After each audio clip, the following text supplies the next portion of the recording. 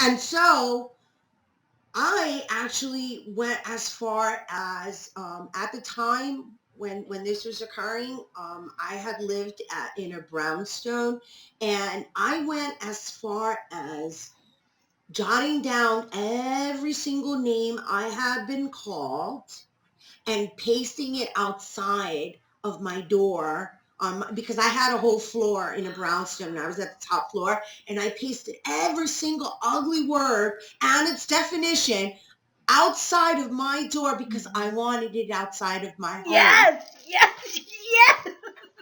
Okay? And Okay, oh my gosh, yes. I mean, okay. an extreme like that when you're getting all teary-eyed because you can feel it, right? It I was can feel it. it was What a statement. it was so intense. It was Oh so my God. intense.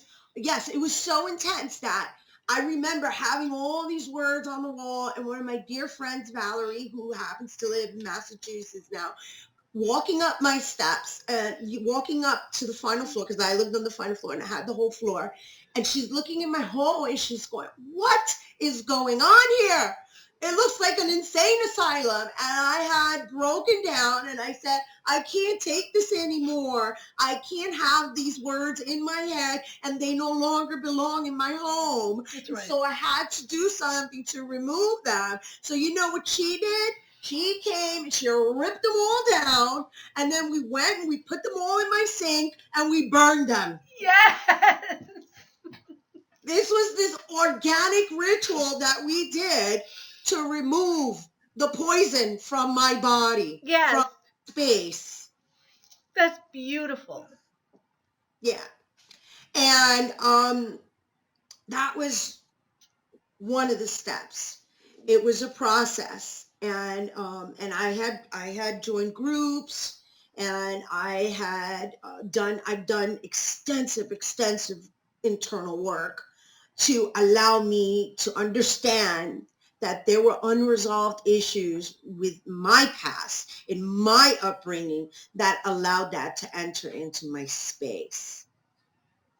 And so when I do go out and speak, it's a little bit of a touchy topic, because when you're in the situation, or you're recently overcoming or trying to escape, or some people have been traumatized to the point that they have to, reclaim a new identity and hide, and just like live in fear, and that's Yes. what it boils down to. That's the key word right there. Is like your fear is tapped into, and it's built on, and it's just like kind of charged to the point that you're like living in fear. I mean, I know of a few people that are like that have nerve issues from having dealt with an intense abusive relationship, and again, going back to the different levels, there's emotional abuse, there's psychological abuse, of course there's physical abuse, which is the one most commonly acknowledged. Yes.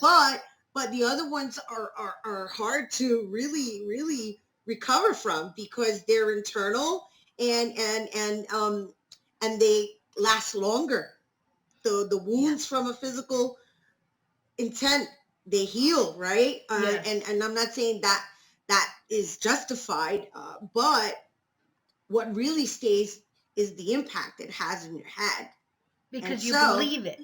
right, Because you believe exactly. it and you tell yourself that same thing.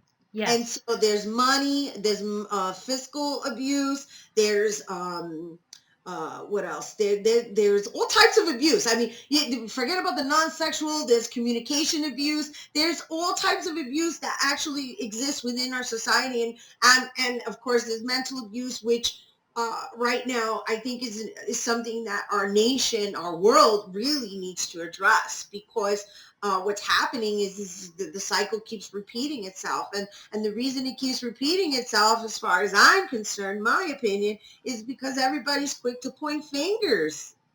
Yeah. It's like Gandhi said, be the change you want to see. And so in order to do that, you have to work on self. Yes, You have to work on self. And I have to be very honest with you.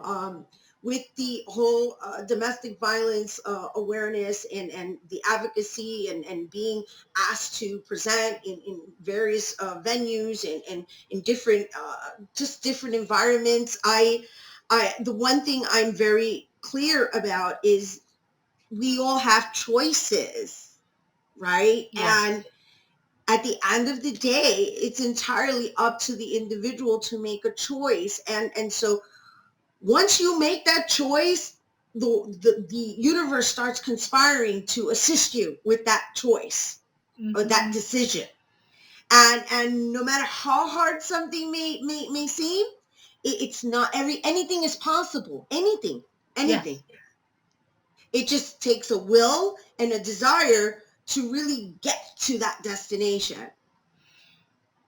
And I say that coming from being a domestic violence survivor, nobody in a million years would ever think went through that, right? Because I have a very strong character. Never in a million years.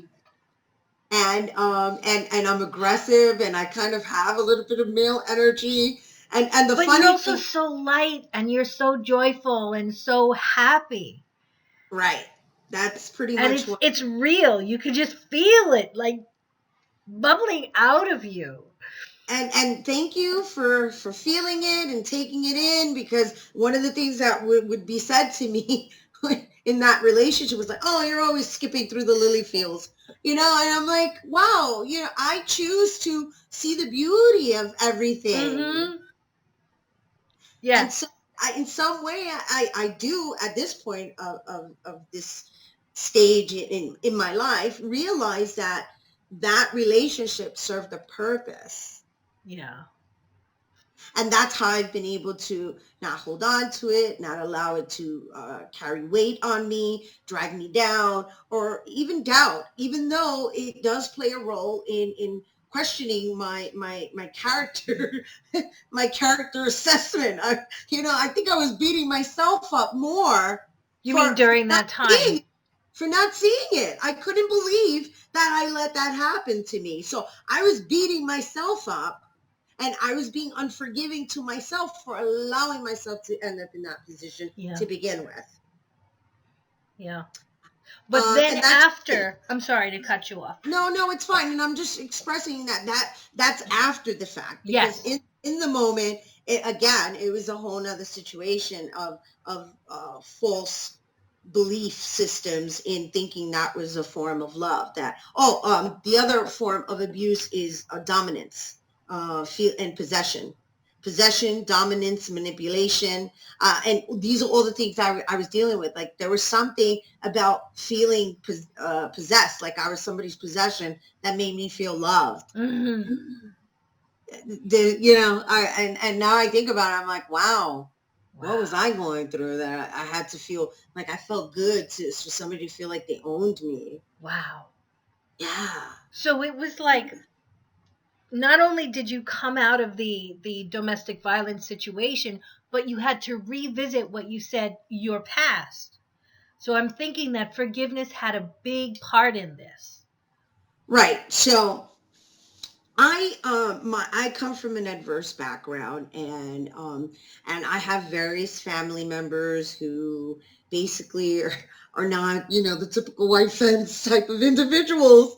And the truth is that I, in my upbringing, have been conditioned to deal with certain personality types and certain behavioral patterns.